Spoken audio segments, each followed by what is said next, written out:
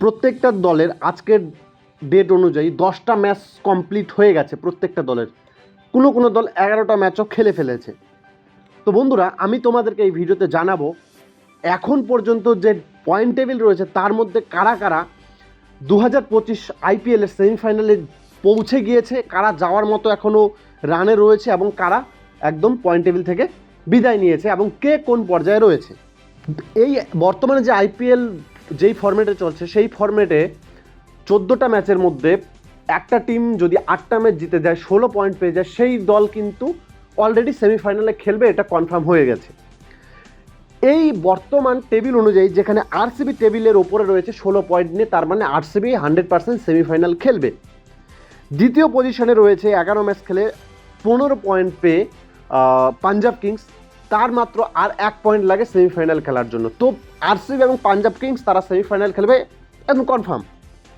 তারপরে মুম্বাই ইন্ডিয়ান্স, গুজরাট, দিল্লি, এই পরবর্তী 3টা দলেরও সেমিফাইনাল খেলার মানে সুযোগ রয়েছে যদি কোনো অঘটন না ঘটে। এখানে মুম্বাই এবং গুজরাটের বেশি সুযোগ রয়েছে দিল্লির তুলনায়। আর পয়েন্ট টেবিলের পরিসংখ্যান অনুযায়ী তোমরা দেখতেই পাচ্ছ, ওপরে আরসিবি, 2 নম্বরে পাঞ্জাব, 3 নম্বরে মুম্বাই, 4 নম্বরে গুজরাট এবং 5 নম্বরে দিল্লি। তাদের পয়েন্ট 16, 15, 14, 14, 12। এর পরবর্তী যে টিমগুলো রয়েছে তার মধ্যে শুধুমাত্র কেকেআরেরই একটু মোটামুটিভাবে সুযোগ রয়েছে যে সেমিফাইনাল খেলার মতো। হ্যাঁ, লখনউয়েরও সুযোগ আছে হাতে একটা, 3 ম্যাচের মধ্যে তাকে 3টাই জিততে হবে। তেমনই কেকেআরকেও কিন্তু 3 ম্যাচে 3টাই জিততে হবে। এই 2 দলেরই সেমিফাইনাল খেলার একটু সুযোগ রয়েছে যদি তারা তাদের পরবর্তী একটা ম্যাচও না হারে। তাছাড়া Rajasthan Royals, Sunrisers Hyderabad, CSK, এই 3 দল তো অলরেডি এবার 2025-এর আইপিএলের সেমিফাইনাল থেকে বিদায় নিয়েছে।